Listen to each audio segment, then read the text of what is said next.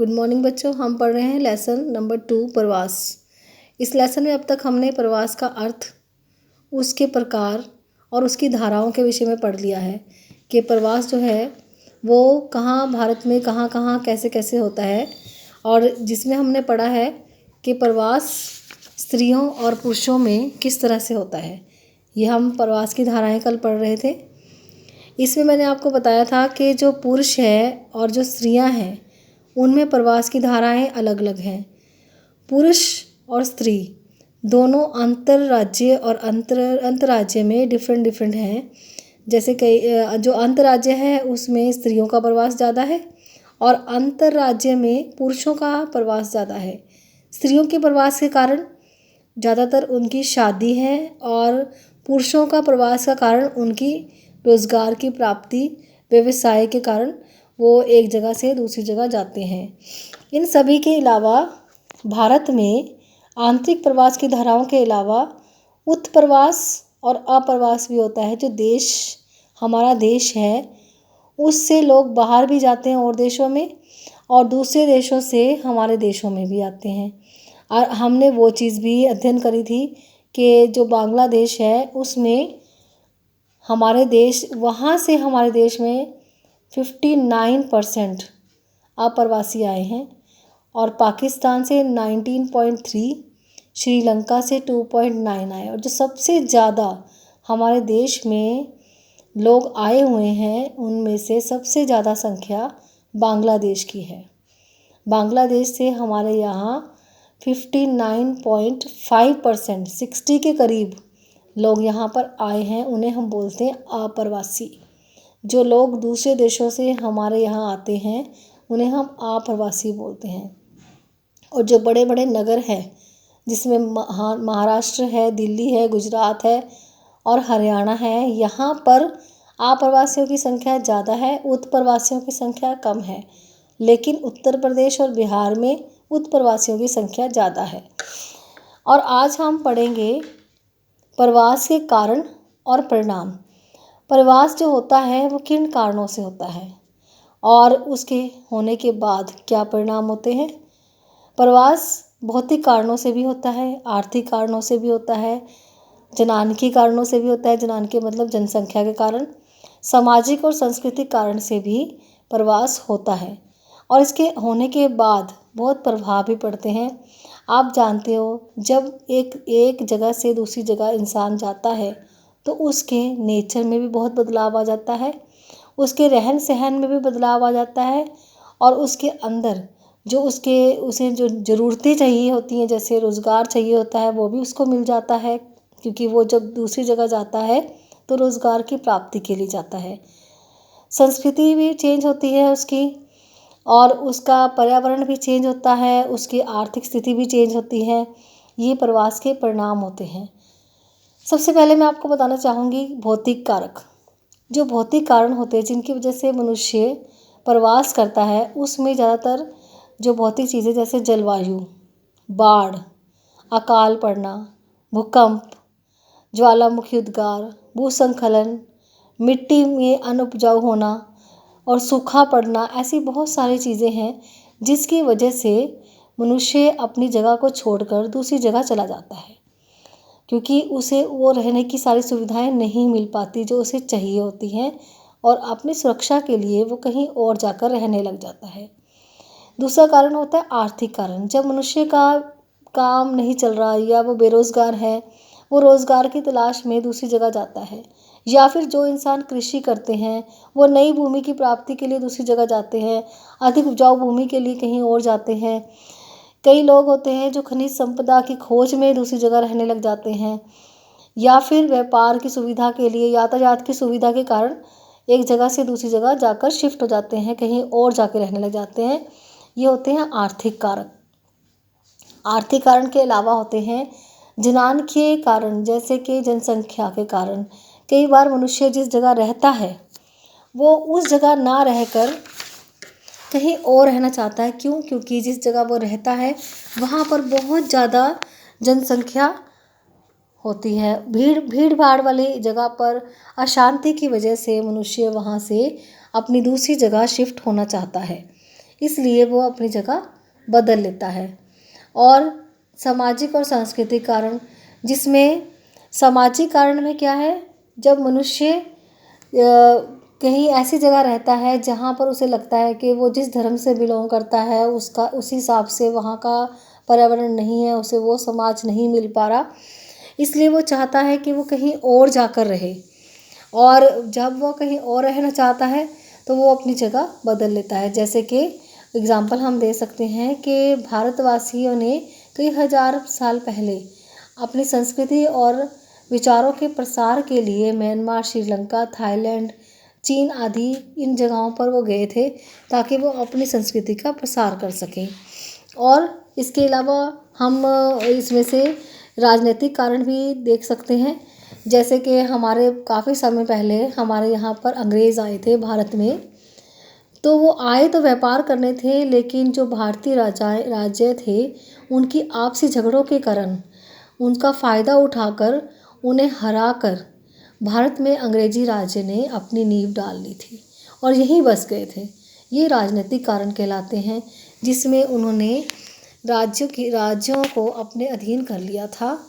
और इस तरह से और भी बहुत सारे कारण होते हैं जिसके साथ मनुष्य अपनी ज़रूरतों की पूर्ति के लिए अपना स्थान बदल लेता है।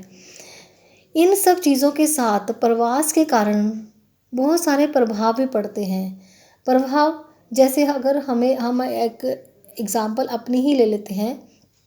यदि हम कुछ समय के लिए कहीं चले जाते हैं, 1 दिन, 2 दिन, 3 दिन के लिए कहीं बाहर चले जाते हैं, तो हम वहाँ से जाकर बहुत सारी चीज़ें सीख कर भी आते हैं और अपनी कई बातें उनको सिखा कर भी आते हैं। इस तरह से जब हम प्रवास करते हैं तो उसका प्रभाव उन लोगों के ऊपर भी पड़ता है जहाँ हम जाते हैं और हमारे ऊपर भी पड़ता है। दोनों के स्वभाव में भी फ़र्क पड़ता है, हम कई तरह की चीज़ें भी सीखते हैं। ये जो होता है प्रवास का प्रभाव होता है। इसके अलावा हम अगर बात करें अपने भारत की, जिसमें से आर्थिक परिणाम, प्रवास के परिणाम हम पढ़ रहे हैं, जिसमें आर्थिक परिणाम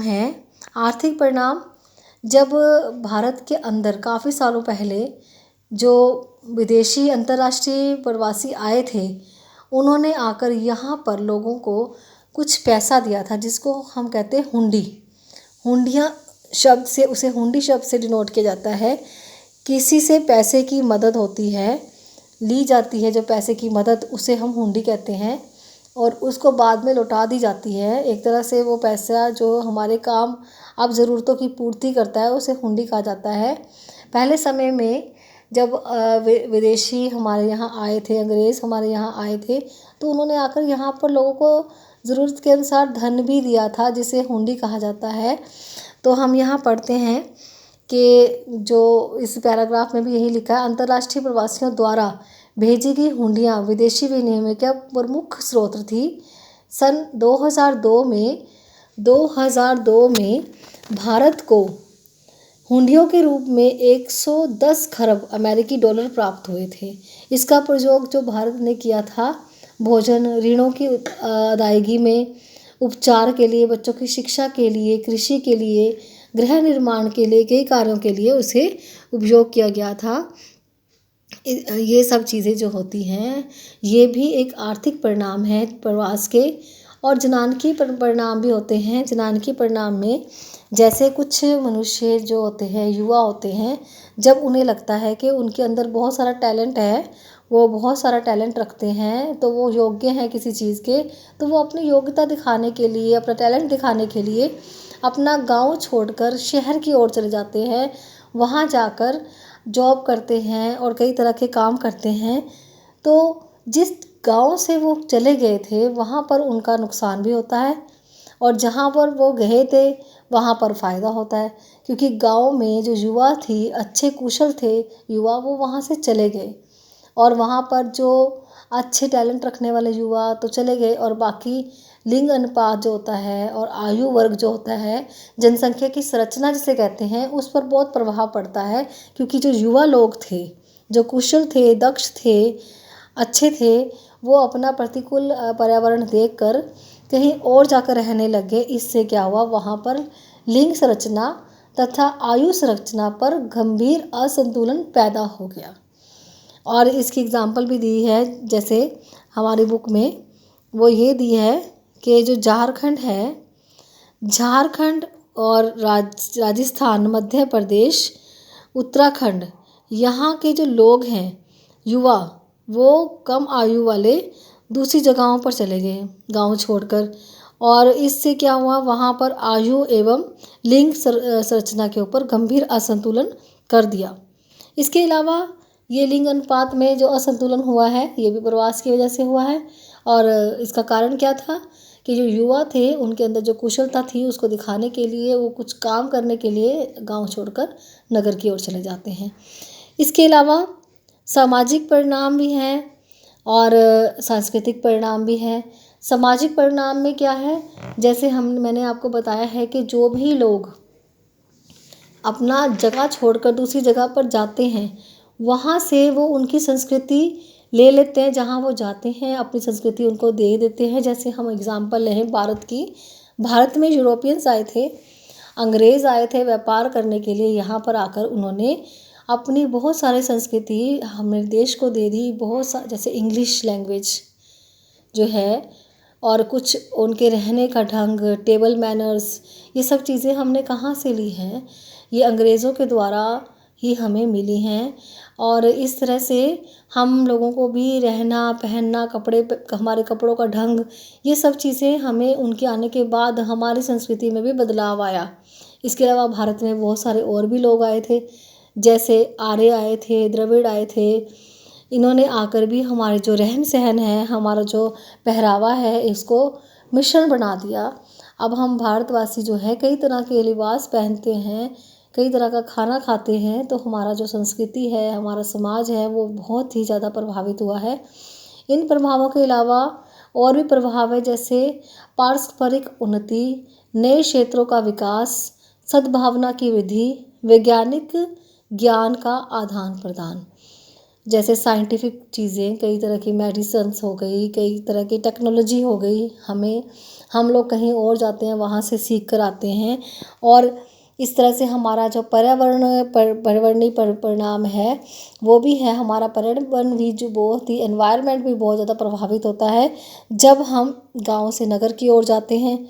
नगर में क्या होता है, गंदी बस्तियों का निर्माण होता है और लोगों की भीड़ भाड़ बढ़ जाती है, जिससे लड़ाई झगड़े यहाँ तक, ये सब चीज़ अगर ज़्यादा प्रवास करेंगे लोग गांव से नगरों की तरफ, नगर में भीड़ भड़का बढ़ जाएगा। और ये हम देख भी सकते हैं, जो बहुत बहुत बड़े नगर हैं उनमें ये सब चीज़ें होती हैं।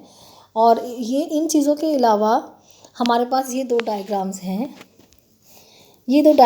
एक पुरुषों का है, ये दूसरा डायग्राम जो है ये स्त्रियों का है। दोनों के प्रवास के बारे में बता रखा है। ये पुरुष प्रवास है। इस पुरुष प्रवास में एक तो बता रखा है, देखो, ये रोजगार का, व्यवसाय का, शिक्षा का, व्यवहार का, जन्म के बाद और परिवार के साथ प्रवास का, ये अलग अलग पॉइंट्स बता रखे हैं। इन पॉइंट्स में देखो, ये पॉइंट्स में बता रखे हैं, तो इसमें आप देख सकते हैं जो पुरुष प्रवास है उसमें रोजगार में प्रवास ज़्यादा है और इसमें विवाह वाला प्रवास सिर्फ 2% है। और इसके बाद जो हमारा व्यवसाय वाला प्रवास है वो इस साइन से दिया हुआ है, इस साइन से व्यवसाय का। और जन्म के बाद का प्रवास वो भी हमें दिया हुआ है, जन्म के बाद का प्रवास 10%। ये जो व्हील डायग्राम कहलाता है, चक्राकृति है। और ये इसमें देखिए, इसमें विवाह के बाद वाला जो प्रवास है वो बहुत ज़्यादा है, स्त्रियों में 65%, अन्य जो है उसके बाद 19% है स्त्रियों का प्रवास जो परिवार के साथ, क्योंकि जो स्त्रियां होती हैं परिवार के साथ प्रवास करती हैं, ज़्यादातर अकेली नहीं रह सकती हैं, मतलब रह भी लेती हैं, देखा कहा जाए तो उसमें भी प्रवास उनका है। और साथ साथ देखिए, आपको ये जो व्हील डायग्राम है ये मैं आपको बनाना सिखाऊंगी। ये डायग्राम आपको आना चाहिए बनाने के लिए, मैं आपको ये अगले वीडियो में ये सिखाऊंगी। 2-3 डायग्राम आपके इस लेसन के हैं। बार डायग्राम भी है जो हमने पहले पढ़ा था, जिसके अंदर हमने ये पढ़ा था कि स्त्री और पुरुषों का जो उत्प्रवास है अंतर्राज्य और अंतर्राज्य में दो डिफरेंस में पढ़ा था, वो बार ग्राफ है और ये व्हील ग्राफ है। इनको हम नेक्स्ट वीडियो में सीखेंगे। ओके बेटे।